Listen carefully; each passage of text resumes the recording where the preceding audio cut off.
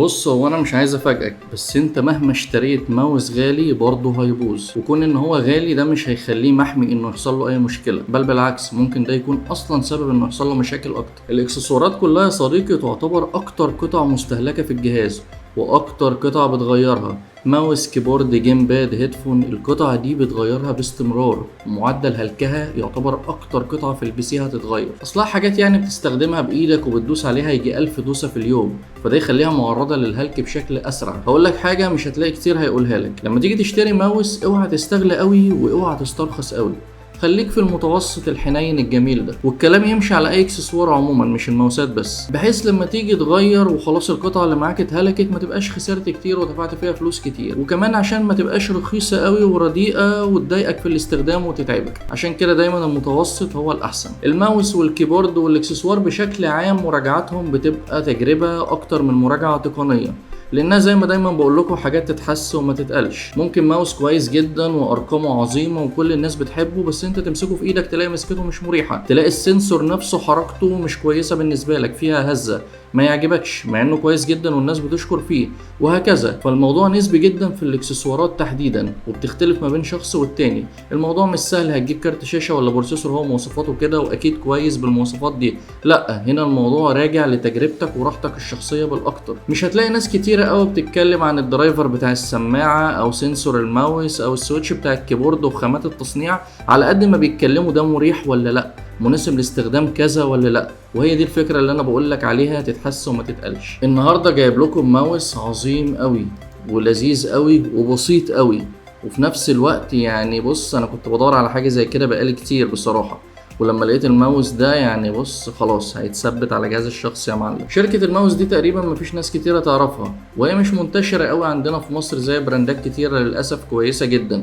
الحاجات دي بتبقى منتشرة في بعض دول أوروبا وفي آسيا، لكنها ما بتنزلش عندنا في الشرق الأوسط. الماوس ده موديل هيكيت جي 3 ام برو، ماوس عادي خالص لذيذ بسيط زي ما انتم شايفين. الالوان بتاعته مريحه للعين جدا، والسلك بتاعه بص يعني مش فاقع ولا اي حاجه، وحاجات يعني تحفه. يلا بينا نجربه ونشوف كل تفاصيله مع بعض. لو استفدت بمعلومه من اي فيديو هنا على القناه ما تنساش تشترك وتفعل الجرس واكتب لي تعليق حلو. ولو عايز شرح لاي معلومه تقنيه او مراجعه لقطعه هاردوير اكتب لي على طول في التعليقات، ما تتكسفش يعني، عيب، احنا خلاص بقينا اهل. هيا بنا في رحله شبابيه جديده.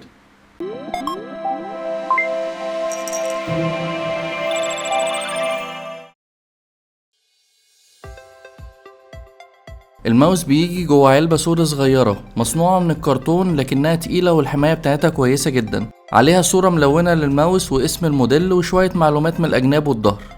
الماوس متأمن كويس في علبة داخلية، بنلاقي السلك ودونجل يو اس بي وشوية ستيكرز وكتالوجات.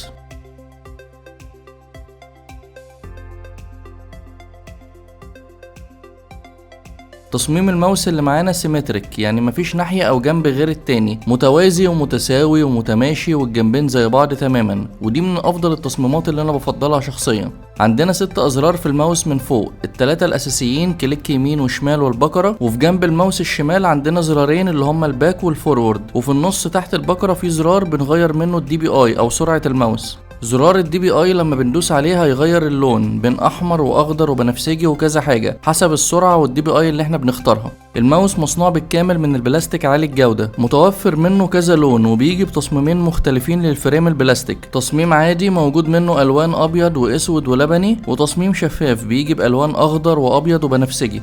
إضاءة الماوس LED بتثبت على لون واحد حسب سرعة الدي بي اي. السطوع بتاعها بسيط شوية، لكن مع التصميمات الشفافة درجة وضوحه بتكون كويسة.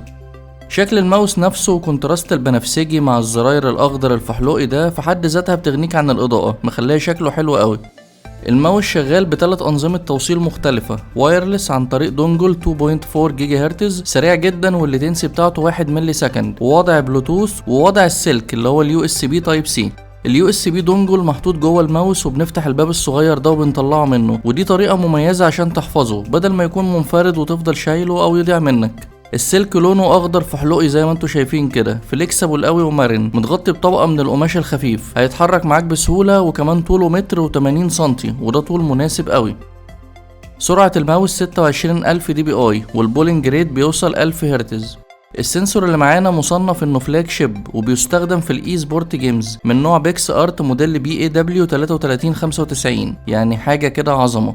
عندنا سوفت وير للتحكم في اعدادات الماوس بننزله من على الموقع الرسمي، بتقدر منه تظبط كل زرار انه يعمل حاجه معينه وبتعمل تخصيص لاي حاجه. كمان في امكانيه ان انت تعمل ماكروز واختصارات وبتعمل اكتر من بروفايل وبتظبطه، وبتتحكم في سرعه الماوس والاستجابه والدي بي اي. التعامل مع السوفت وير بشكل عام سهل جدا وبسيط. في الماوس من تحت موجود 3 زراير. اول زرار للتغيير بين وضع الوايرلس والسلك بحيث يحافظ على البطاريه. الزرارين التانيين بتبدل فيهم بين 2 مايكرو سويتشز لان الماوس ده فيه ميزه الدبل مايكرو سويتش. عندنا مود الجيمنج اللي بيستخدم هوانو مايكرو سويتش وبيديك اسرع استجابه للالعاب، والوضع التاني ميوت مود يعني اداء صامت ومميز اكتر للشغل والالعاب البسيطه. عندنا 3 كاوتشات في قاعده الماوس عشان يكون مستقر على سطح اي مكتب. البطارية كويسة جدا وهتقعد معاك لمدة 70 ساعة تقريبا. وزن الماوس 66 جرام، خفيف جدا وهيتحرك معاك بإريحية، مميز للناس اللي بتلعب كتير وعايزة حاجة خفيفة تحت ايديها. سعر الماوس $70 يعني ما يعادل 3500 جنيه مصري تقريبا، متوقع تغير في الأسعار حسب ظروف العملة في كل بلد. الماوس مناسب للايد الكبيرة والمتوسطة والصغيرة، حجمه ممتاز بصراحة وذكي قوي. كمان تصميم الزرارين في الجنب عبقري، يعني انا حاطط صباعي بالكامل وسانده زي ما انتوا شايفين كده، ومش بيخبط في الزرارين غصب عني زي تصميمات غبية بنشوفها في ماوسات كتيرة قوي. الوزن خفيف والسلك مرن وحلو في الحركة، مش هيعكسك خالص لو بتلعب كتير، ده في حالة ان انت مش هتستخدمه وايرلس يعني. الماوس بريميوم قوي وبسيط قوي، ودي المعادلة الصعبة اللي كنت بدور عليها من فترة كبيرة. جزئية الدبل مايكرو سويتش حلوة وهتخليه ماوسين في واحد. انا استخدمت الماوس على جهازي الشخصي وشكلي هكمل بيه فترة حلوة، ترشيح شهابي طبعا.